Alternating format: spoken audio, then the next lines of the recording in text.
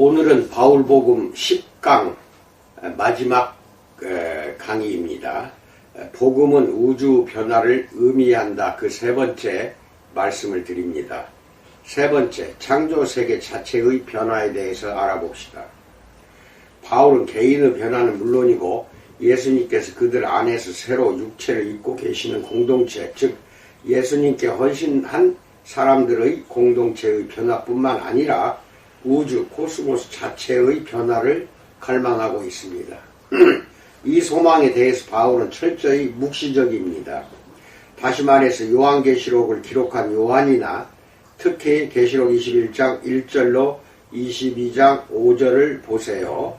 우주 대화재와 갱신에 대한 비전을 보여주는 베드로 후서 3장 7절로 13절 못지않게 바울 역시 우주 변화를 고대하고 있습니다. 바울은 사람들과 공동체와 우주에 하나님이 행하신 놀라운 변화의 시작과 그 성취 사이의 긴장 속에서 일어나는 삶의 도전들을 말하면서 로마서 8장에서 그의 흐름에서 약간 벗어나 이 소망을 충분하게 설명합니다. 로마서 8장 19절로 24절, 피조물이 고대하는 바는 하나님의 아들들이 나타나는 것이니 피조물이 허무한데 굴복하는 것은 자기 뜻이 아니요 오직 굴복하게 하시는 이로 말미암음이라. 그 바라는 것은 피조물도 썩어짐의 종노릇한 데서 해방되어 하나님의 자녀들의 영광의 자유에 이르는 것이니라.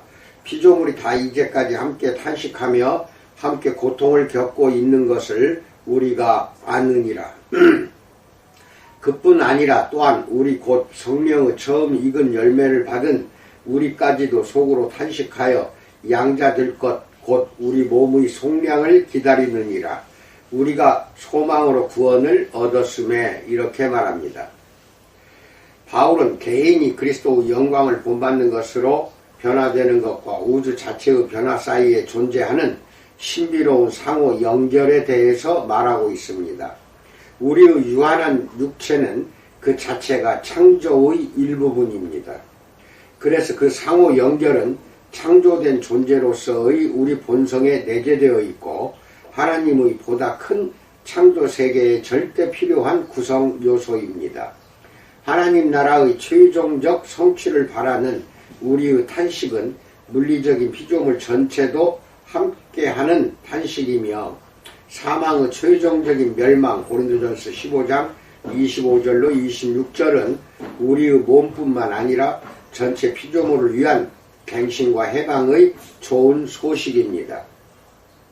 바울에 의하면 타락은 사람들에게만 영향을 준 것이 아니라 피조물 또는 자연 전체에도 영향을 주었습니다. 개인과 인간 사회와 구조만 하나님의 선한 목적에서 이탈한 것이 아니라 자연 자체도 위태로워졌습니다. 인간들처럼 피조물 자체도 허무하다는 허사가 되었다는, 피조물을 향한 하나님의 선하심에 이르지 못했다는, 그래서 궁극적으로 약하고 죽을 운명에 처한 사람들처럼 동일한 죽음의 세력과 죽음의 한계에 굴복하리라는 선고를 받았습니다. 우리의 유일한 육체 안에서 그러하듯이 사망은 피조물 전체에까지 작용하고 있습니다. 모든 동물은 다 죽고 썩습니다. 바울은 선교 여행 과정에서 태고적 저주, 창세기 3장 17절을 상기시키는 불모지가 넓게 펼쳐진 것과 사람들이 경작하러 가야 할 넓은 땅을 보았습니다. 지진과 해일, 그로 인한 홍수는 지중해 동쪽에서 거의 일반적인 현상이며 바울은 갱신과 변화를 고대하는 피조물 자체의 탄식과 깊은 한숨을 생각하면서 이와 같은 상황을 염두에 두었을 것입니다. 10월부터 그 다음에 3월까지 건널 수 없는 지중해는 그 자체가 피조물의 격변과 무질서의 변함없는 증거였습니다. 바울이 로마서를 쓴 후 20여 년이 지났을 때 베수비우 화산은 번창하고 있던 두 도시를 묻어버렸는데 이는 피조물이 무질서와 죽음에 굴복한다는 극적인 증거입니다. 피조물 또는 자연 그 자체가 이 현재의 악한 세대에 작용하는 썩어짐과 죽음의 세력에 종로로 하던 것에서 해방될 것이라는 소망은 바울 복음의 일부인 것은 확실합니다. 비극이 닥칠 때 하나님의 정의는 어디에 있느냐는 신정론의 질문은 사람들이 직면하는 가장 복잡하고 가장 중요한 문제입니다. 어떤 사람이 계속 자기 믿음 안에 거할 것인지는 때로 그가 고난의 때에 이 질문에 대한 충분한 대답을 찾을 수 있는지에 달려 있습니다. 나는 더 큰 질문을 제기할 생각은 없습니다. 그러나 우리의 유연한 몸과 함께 창조 세계 자체가 허무하고 썩어지고 죽음의 힘에 굴복하고 있다는 바울의 개념, 그리고 우리가 죽음의 세력에 굴복하고 있는 와중에 피조물이 우리와 함께 탄식하고 있다는 바울의 개념이 우리에게 더 큰 질문을 제기하리라고 나는 생각합니다. 동남아시아 전체에서 20만 명 사망자와 150만 명 이재민을 발생시킨 2004년 쓰나미는 하나님이 인간에게 저지르신 폭력행위가 아니었습니다. 자연이 의도적으로 행한 그 어떤 것도 아니었습니다.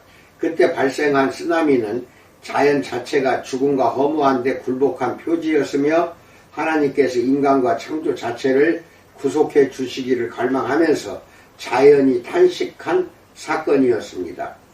선천성 결손을 가지고 태어나 삶이 시작되기도 전에 목숨을 빼앗긴 아기나 긴 인생의 과정 동안 존재 자체를 위협할 질병을 갖고 태어난 아기는 하나님의 변덕스러움으로 인한 희생자가 아니라 자연이 이와 같은 허무함과 썩어짐에 굴복한 결과입니다. 그 부모들 곁에서 자연은 하나님께서 우리의 상황을 구속해 주시기를 갈망하며 탄식합니다.